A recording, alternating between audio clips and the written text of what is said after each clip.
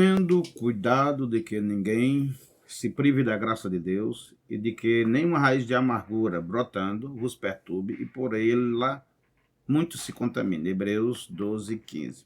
Bom dia, irmãos. Nós vamos falar, irmãos, sobre amargura. Esse estudo será dividido em 3 partes. Essa é a primeira parte. Nós vamos falar hoje sobre o que é amargura.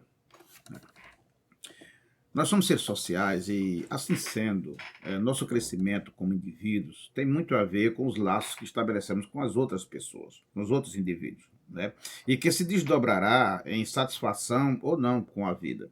Nós somos racionais e sentimentais, né? E agimos e reagimos como sentimos, que já temos dentro, ou um sentimento que já temos dentro de nós, ou que se chegou a nós através de outras pessoas, seja elas ruins ou boas. Ações e reações que parecem não ter como a gente evitar, porque corresponde àquilo que já temos no coração.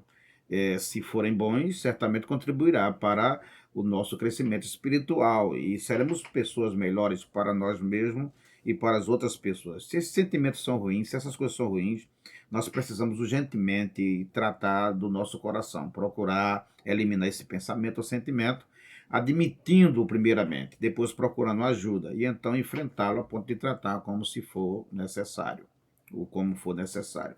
A amargura é um sentimento que em alguns provoca lágrimas, choro, tristeza, ou seja, é simples tristeza. Já em outros, a amargura se desdobra em reclamação, murmuração, oposição e até em mais ações. Certamente, essa amargura, no mínimo, nos rouba a alegria e, no máximo, pode nos levar a fazer maldades a outras pessoas. Devido a isso, é bom a gente aprender sobre este assunto. O que a Bíblia nos diz sobre a amargura? Amargura, em sua etimologia, vem de amargar, de amargor. É algo do sabor amargo. É uma maneira figurada de falar sobre a diversidade, dor íntima, tristeza profunda, padecimento moral ou solidão. É um sentimento que pode deixar a pessoa empática ou apática, pode amolecer o coração ou pode endurecer o coração. Há na Bíblia 26 versículos que trata literalmente destas palavras, de amargura, e 70 versículos, outros, que a amargura aparece de maneira indireta. É, Primeiro, há na Bíblia a boa, irmãos, e sadia amargura, aquela que é simplesmente tristeza, devido a uma coisa ruim que aconteceu, que vem de fora para dentro de nós. Neste sentido, a pessoa amargurada é vítima, é objeto passivo de um acontecimento ruim. Esta amargura é comum, normal a todo ser humano. Existe na Bíblia, por exemplo, 3 exemplos claros dessa amargura. Primeiro, nós vamos ver Ana, amargurada, porque não podia ter um filho. Depois, nós vamos ver Jó, né, amargurado devido a tudo que ele passou, tudo que o diabo fez na vida dele. E terceiro, nós vamos ver, lá em Provérbios 17:25, a amargura de uma mãe como vítima de maldade do seu próprio filho. Então, há na vida natural dos homens amarguras que as levam para coisas boas também, né, que antes não atentavam. Há pessoas que se tornam, é, é, compram uma causa boa, ou se aprofunda em coisas para ajudar as pessoas devido a uma amargura que teve. Por exemplo, uma pessoa que ela abraçou a causa dos que sofrem com câncer, elas contribuem para o hospital, elas procuram pessoas para ajudar pessoas cancerosas, né? Então, e geralmente, quando você vai atrás dessas pessoas, ela teve um parente, alguém do seu relacionamento que morreu com essa doença. Então, essa amargura, essa tristeza, levou elas a ajudar outras pessoas que estão passando por esta amargura, né? Há também uma tristeza, uma amargura no coração, que só acontece em Deus e nas pessoas cristãs verdadeiramente, que é aquela amargura que vem da ação e consequências do pecado, né? A Bíblia diz que o Espírito Santo fica triste com o cristão que comete pecado. Está lá em Efésios 4:30. Jesus falou dos bem-aventurados, bem-aventurados aqueles que choram, que são perseguidos, injuriados, caluniados por causa dele e das coisas de Deus, né? Você encontra esta verdade no Sermão do Monte a partir do capítulo 5 de Mateus. Pessoas que são amarguradas ou foram amarguradas por causa de injustiça que cometeram com Cristo e com as coisas de Cristo, né? A Bíblia fala que Os verdadeiros cristãos se entristecem com os pecados que cometem e buscam a misericórdia de Deus. Diz o texto em Salmo 51:17. Os sacrifícios para Deus são o espírito quebrantado. E há um coração quebrantado e contrito, não desprezarás, ó Deus, ou seja, um coração arrependido e amargurado com o pecado que ele cometeu, Deus não despreza, né? Ok, a Bíblia nos dá, irmão, exemplos de amarguras que são normais, que não prejudicam e que até nos leva a buscar a misericórdia de Deus.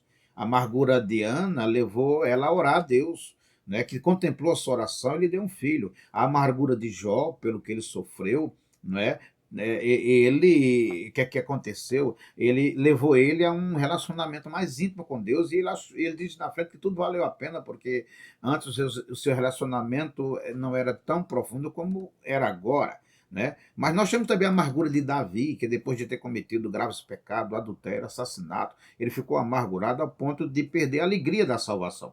Ele não podia mais dizer, alegrei-me quando me disseram, vamos à casa do Senhor. Ele não mais tocava a sua harpa, ele não mais cantava, compôs hinos e poemas, né? Até que amargurado, ele pediu a misericórdia de Deus, e Deus perdoou, mesmo não retirando a sanção disciplinadora. E foi assim que Davi recuperou a alegria da salvação e se livrou daquela amargura. Até aqui, irmão, não há nada de errado com este tipo de amargura. Não é? Absolutamente, é a amargura de ter perdido a comunhão com Deus, é sadia, a amargura de ficar triste por alguma coisa, tudo bem. Agora, há um tipo de amargura que é ofensiva, que ela é doentia, que é resultado, ela tem sua origem no pecado. Há pessoas que possuem esta amargura má, interiorizada no coração, que exterioriza pela boca e pelas más ações. No capítulo 3 de Romanos, Paulo fala desse tipo de gente. Ele diz assim, cuja boca está cheia de maldição e amargura. Romanos 3:14, né? A Bíblia diz que a boca fala do que o coração está cheio. Logo, se a boca de alguém está cheia de maldição, é porque o problema está no coração. É pecados no coração, na sua alma. O que não falta no mundo são pessoas más que fazem maldade. Esse tipo de amargura não se encontra no coração de quem tem Cristo morando nele. Absolutamente. O homem que não tem Deus, irmão, que não foi alcançado pela graça salvadora, né, não passou pelo novo nascimento, naturalmente essas suas almas já estão amarguradas, mais cedo ou mais tarde. Elas exteriorizam suas amarguras e terminam atingindo seus semelhantes com essas maldades.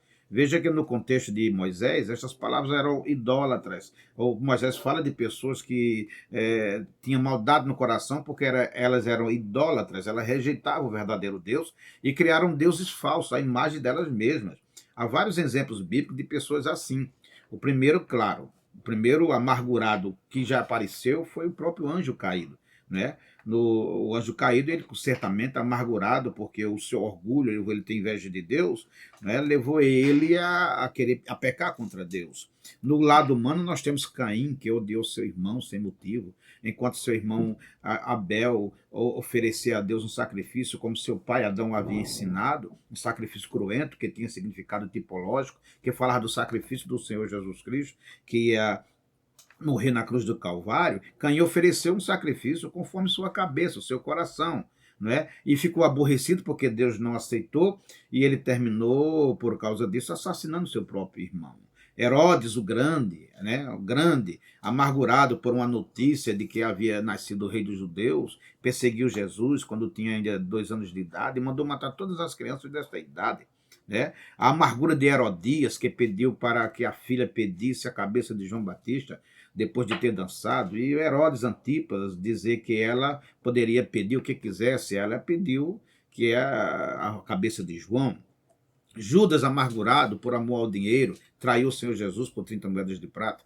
Todo cuidado é muito pouco para não acontecer de uma angústia, irmão, sem causa justa, aparecer em nosso coração. Ou uma e qualquer angústia, cujas causas sejam pecaminosas, tipo sentir-se mais importante que o próximo, querer possuir aquilo pelo qual não derramamos suor, não trabalharmos, não merecemos o mesmo, por não termos capacidade de possuir e assumir aquilo, não é querer saber mais de quem estudou e achar que a pessoa está se gloriando porque estudou mais do que ela e se contrapor a um aprendizado. Esse tipo de amargura é extremamente pecaminoso. E se não for o mais rápido possível eliminado do coração, irá se desdobrar em outros tipos de pecado.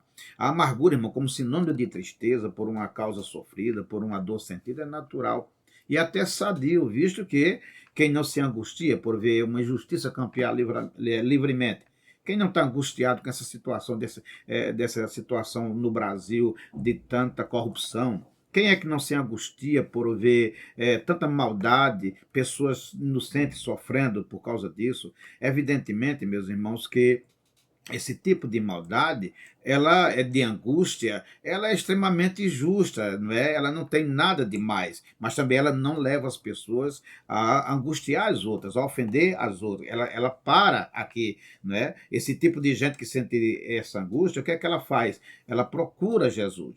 Né? Você vai ver o próprio Jesus angustiado no Getsemane. Evidentemente que ele viu todas as maldades que iriam ser dirigidas, não é? A partir do beijo traiçoeiro de Judas, né? Que ele foi tomado de uma angústia tamanha, diz a Bíblia, que Jesus foi tomado de uma angústia tamanha, que seu suor tornou-se em grandes gotas de sangue. Naquele tempo ninguém conhecia esse fenômeno. Hoje a ciência já identifica esse fenômeno como hematidrose, onde uma pessoa pode passar por uma angústia tão grande, uma dor tão íntima, não é, que os seus vasos rompem e o sangue se mistura com o suor, né? Isso é um extremo estresse físico e psicológico que a pessoa pode passar. Jesus passou por isso, ele se angustiou ao ponto de passar por este fenômeno.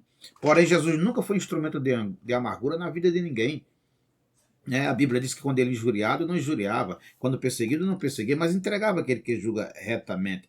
Então nós temos que ter cuidado, irmão, para não ficarmos amargurados com uma pessoa que nunca nos fez mal algum. Nós precisamos estar sempre vigiando. A Bíblia diz, sobre tudo que deve guardar, guarda o teu coração, porque dele procede as fontes da vida. Provérbio 4:23. O que a Bíblia está dizendo, irmão, é que nós somos pessoas emotivas, logo devemos ter cuidado com as emoções, com o que esta emoção pode provocar, porque as emoções afetam toda a nossa vida. Há um tipo de alegria que a falta dela pode sinalizar se estamos ou não com uma amargura negativa. Essa alegria é chamada alegria da salvação. Foi a que Davi perdeu quando ele pecou. Esta alegria temos que senti-la todo dia, todas as horas, todo minuto, todo segundo. Né? Qualquer sentimento que nos tire a alegria da salvação tem que ser evitado, tem que ser logo eliminado. Né? Qualquer sentimento ruim que tire a gente da adoração, do louvor, da leitura da palavra, de pregar o evangelho, essa é uma amargura que a gente tem que ter cuidado, porque o princípio dela, a origem dela não é boa. Nossa tarefa, irmão, é procurar estar sempre alegres com Deus e com a sua obra. Né? E para isso nós precisamos obedecer a palavra, adorar a Deus em espírito e em verdade, procurar imediatamente o perdão de Deus, se pecarmos contra Deus, pedir o perdão do semelhante, se pecarmos contra o semelhante, não é? Perdoar os que nos pedem perdão e não guardar maus sentimentos dentro de nós, mas levar uma vida de adoração e piedade. Deus abençoe, meus irmãos.